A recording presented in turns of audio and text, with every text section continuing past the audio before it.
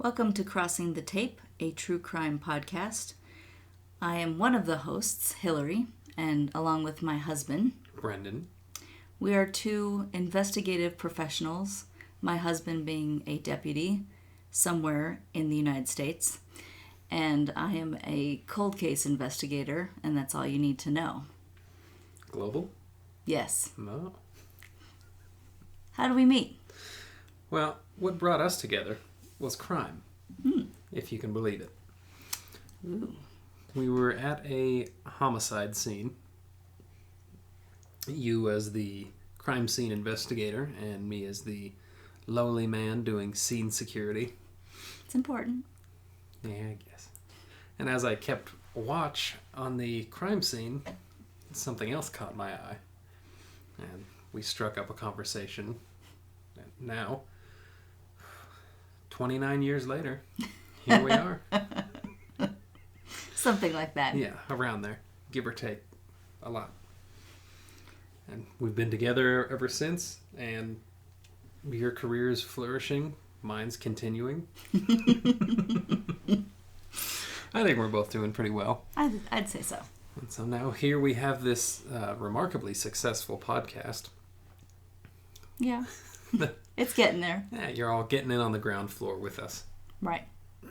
You can make your way to the top with us. Yeah. We'll save the sponsors for later. Mm-hmm.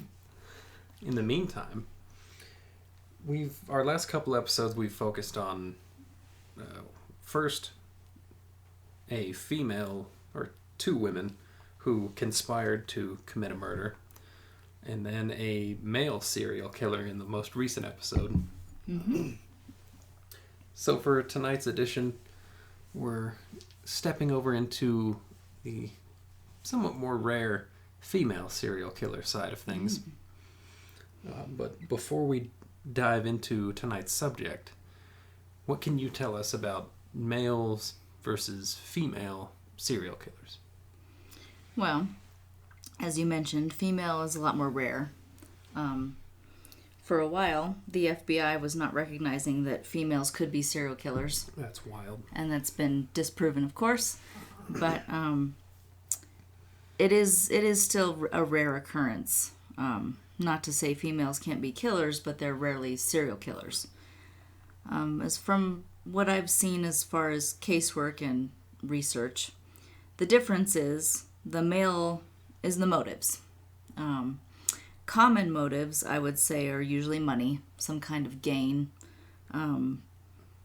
With females, though, it seems like sometimes it's like a social gain, status. Right. Males, it's not particularly that way.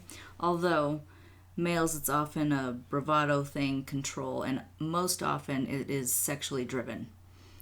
That's usually the most motive behind male serial killers. Right. They're generally going to target females. Right. Generally. And have some sort of sexual gratification coming from the murder. It's usually for fame or for playing out a fantasy. Mm-hmm. And then females, it's often quiet. It's a lot more quiet and unassuming. It's jealous. They're quiet kills, as I would say. Sometimes it's for attention. There's been some that have been quiet housewives, but they want attention because their life is boring to them. And I'd say the most common, though, again, is money. Yeah. And when you say quiet kills, you mean sort of in the way they go about? They're not... The manner. Right. A female serial killer, or killer of any type who's female, is probably not going to kick a door in and bludgeon somebody to death with a baseball bat. No. Usually, not always, but usually female killers, serial or not, it's something along the lines of poison or something quiet.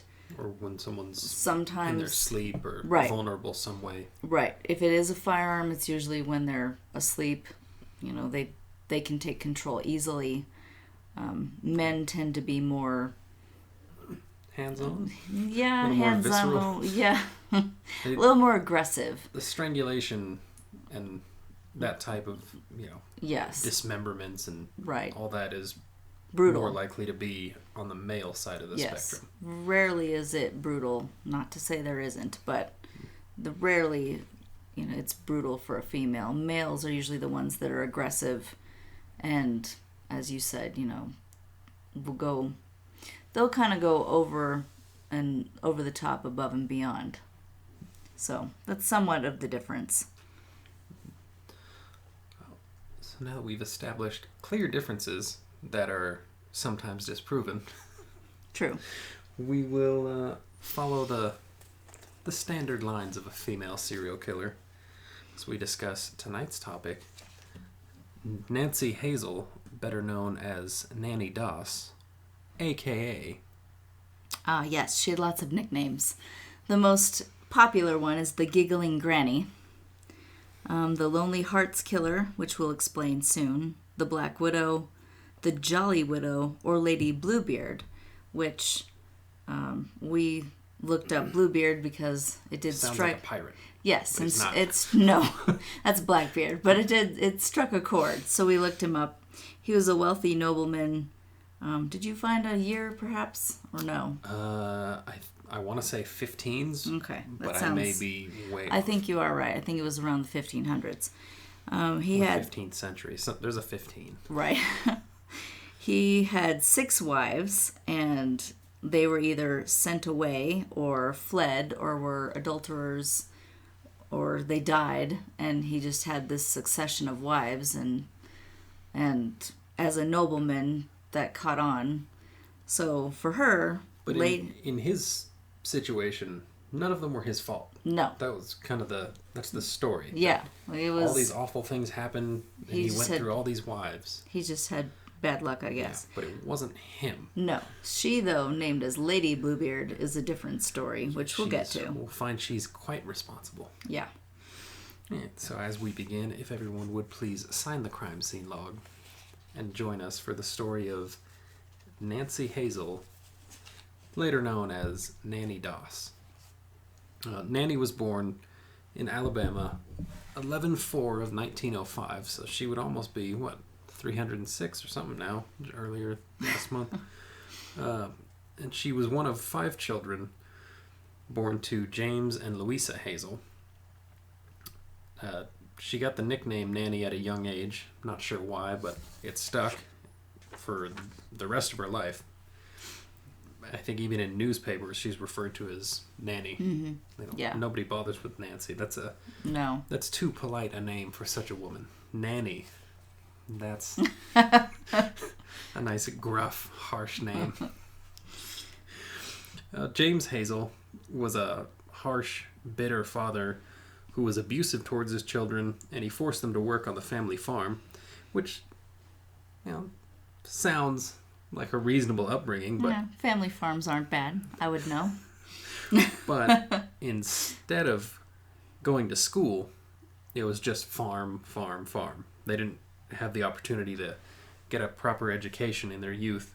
So that resulted in a low academic intelligence for Nannie, but she was still pretty cunning. She may have been not very book smart. Street smart, though. But yeah, she was crafty and savvy. At 7 years old, Nannie suffered a head injury while her family was aboard a train headed to visit some family, and the train suddenly came to a stop. Where was that? Where did she grow up? Alabama. The train suddenly came to a stop, sending her flying into a metal bar head first, so she suffered a major head injury that resulted in blackouts, headaches, and severe depression, even at her young age. And that would later become her defense for everything else that happened in her life, but we'll get there. The only silver lining in Nannie's life was that she would sneak away and read some steamy romance novels and magazines that her mother had, and that's what she was all about. Even at a young age, she loved that, the romantic, finding your Prince Charming kind of thing.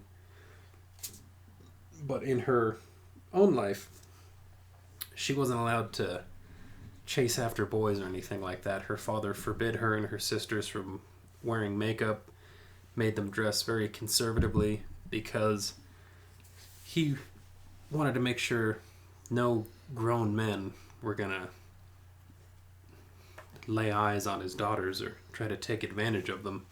But unfortunately, on several occasions in her youth, she was molested by adult men.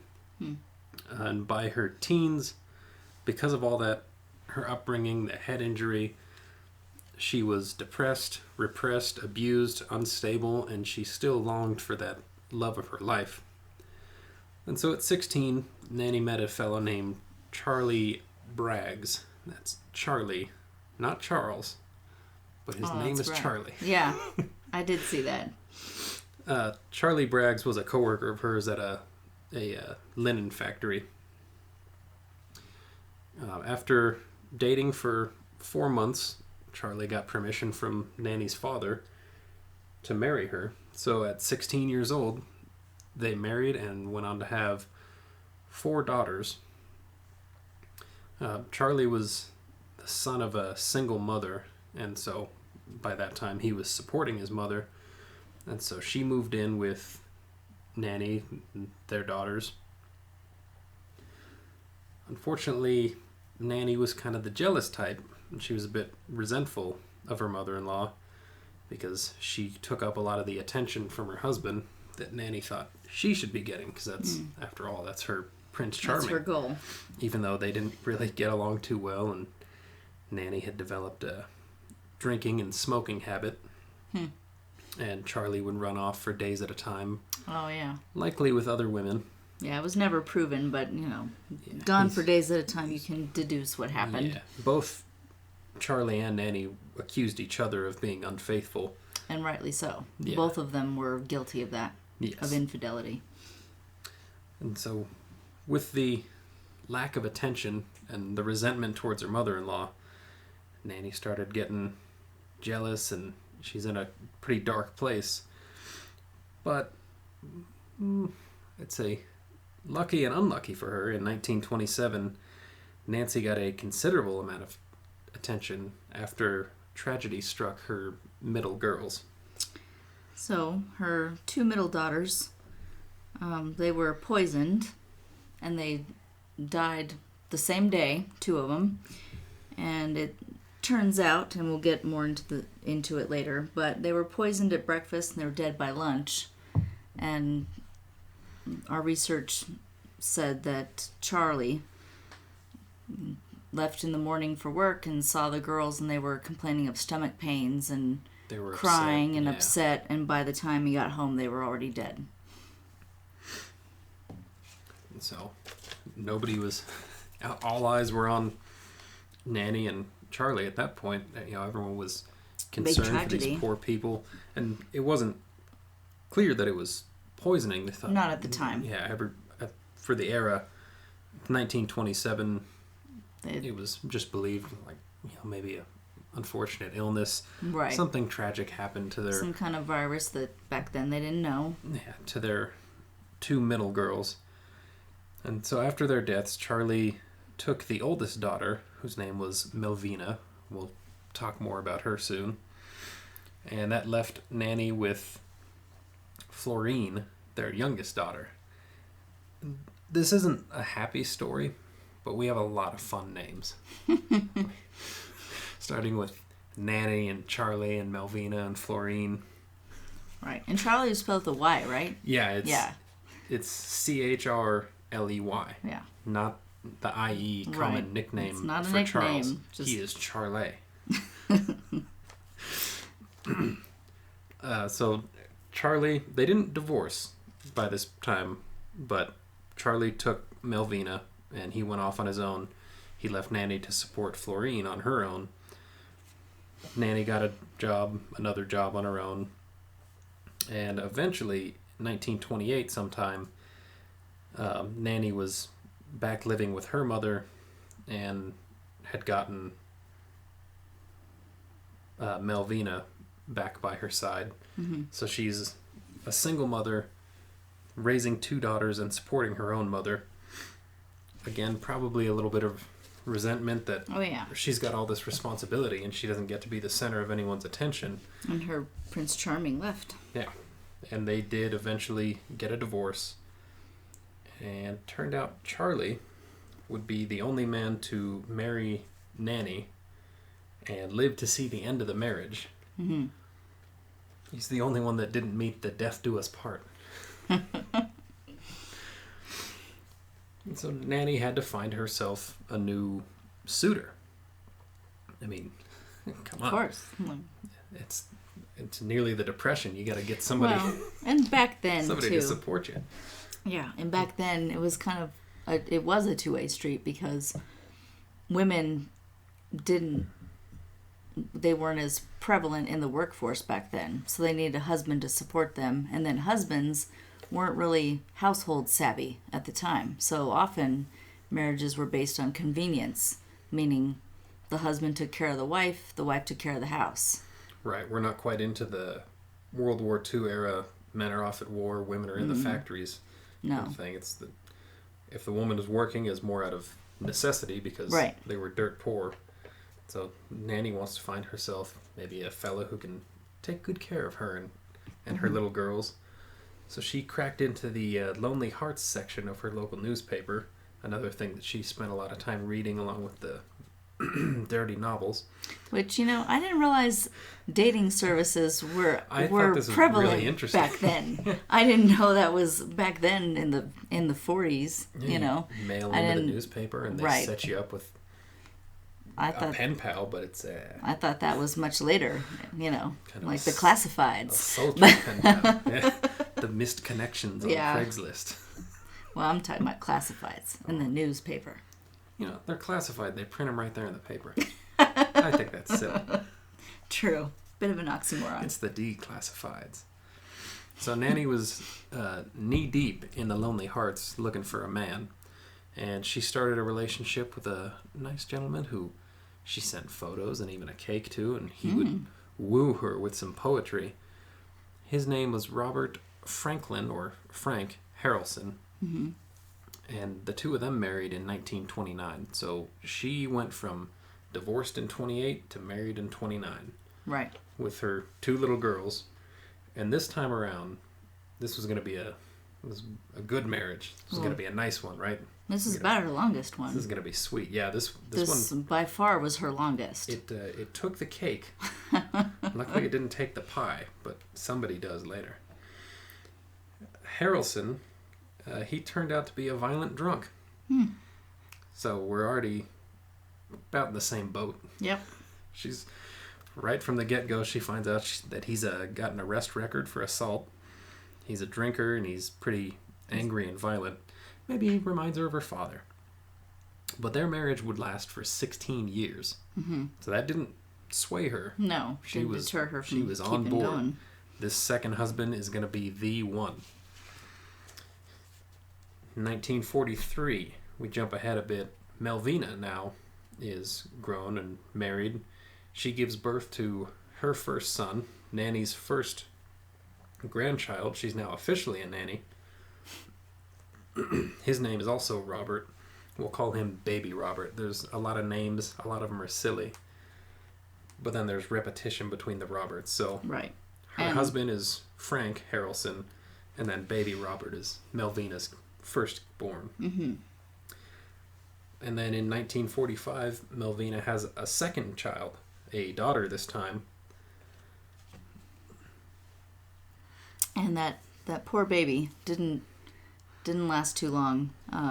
Not at all. Not at all. Nannie came to see them in the hospital after the baby was born, correct? Mm-hmm.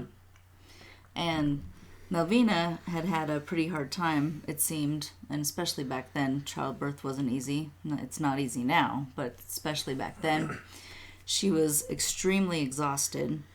Nannie came to visit, and she said, "Oh, let me hold the baby." And she picked up the baby, and Melvina thought she saw Nannie with a hat pin. And yeah, she was pretty sure that's what she saw. She saw, and while Nannie was holding the baby and looking at her new grandchild, she put the hat pin through the baby's head, and the baby died. And at the time, I guess the hat pin wasn't left there because doctors. Yeah, the doctors couldn't really explain what happened. So they just defaulted to SIDS. Right. They assumed, well, unfortunately, the child just stopped breathing, and that was that, because they were still in the hospital. I mean, we're talking newborn, like a day or two old. But Melvina's pretty sure she saw what she saw, but at the time, being so exhausted, wasn't sure. The doctors didn't confirm it, so everyone seemed to just sort of accept that story from. I think what Nannie said was, "Well, it's just holding the baby and stop breathing." I don't know.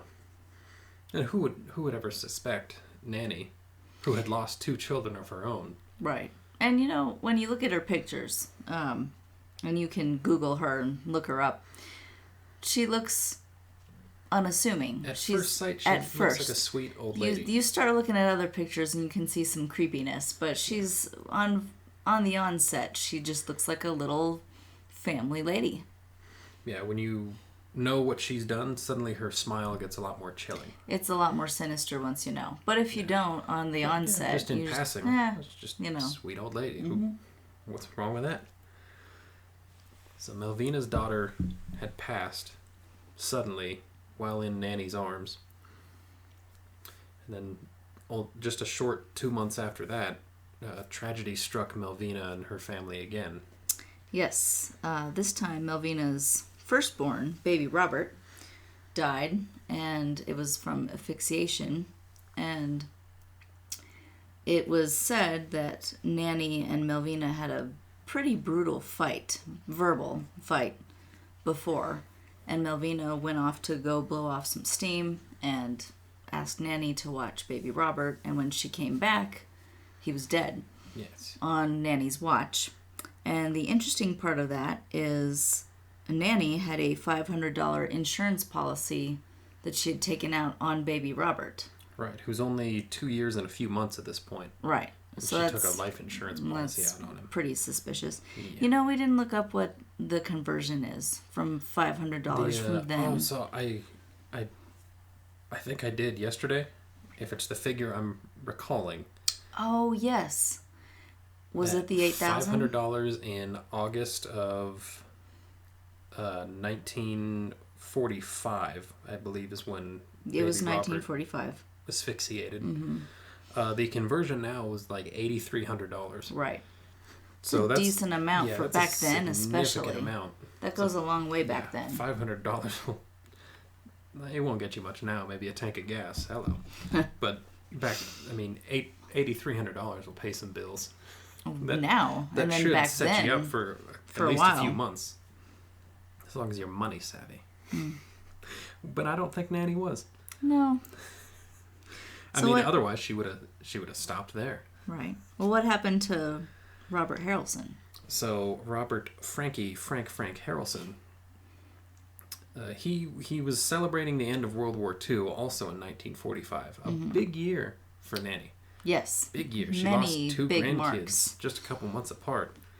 And then her husband comes home quite intoxicated after partying with some of the boys. I don't believe he fought in World War II, but some people he knew had. Yeah, and they were celebrating. Yeah, they were back home. The war's wrapping up.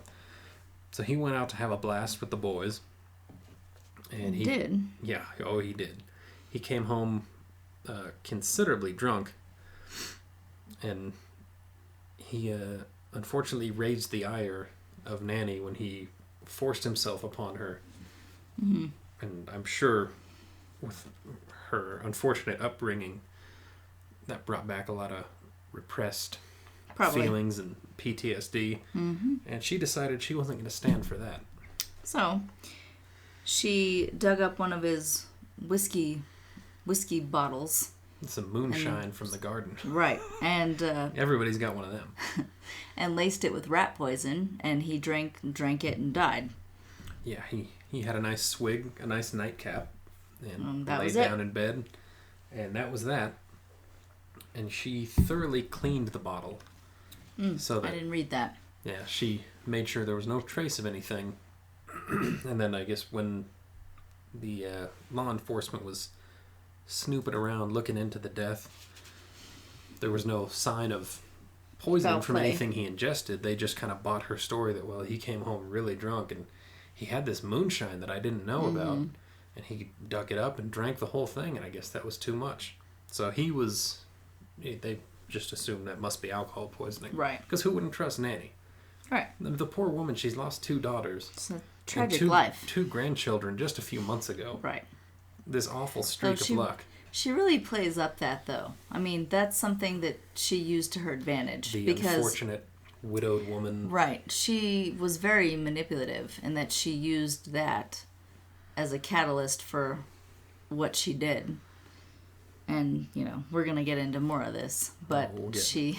deep into more of it. But she really played that up. People trusted her, looked at her, oh, poor Nannie, when really she was the mastermind behind all of this. Yeah, she was the object of her own undoing, if you will. So now with Frank dead, Nannie didn't waste much time before she jumped back into the Lonely Hearts columns. And she found herself a North Carolina gentleman by the name of Arlie Lanning. And after 2 days of dating, Nannie and Arlie got married. Once again, quick marriage. Quickly. Right off the bat. She didn't waste much time grieving. No. She found herself a new man, jumped in with him, and another fun name, Arlie. I know. What kind of... So there was a Charlie, and now there's an Arlie. Right. I don't think that's a pattern. They're spelled differently, though. It's not Charlie and Arlie. No, it's Arlie and Charlie. And we will hear the exciting conclusion of Nannie and, unfortunately, Arlie's story in the next installment of the podcast. Part 2 of Nannie Doss, the Giggling Granny. But for now, don't eat rat poison. Yes, please don't do that. Double check your garden moonshine. Everybody go out right now. Test it. Make sure there's nothing in Dig it up. but Small that alcohol. Sip, just a small sip. Make sure it's what you left. It hasn't been tampered with. Put a little tape on it. Yeah. A little tamper-proof seal. If that tape is broken, don't drink that. Dump it out. If you've got a little evidence tape laying around. Like we do. Yeah. But we will catch you all on the next episode. For now, signing off, I'm Brendan. And I'm Hillary. Stay safe.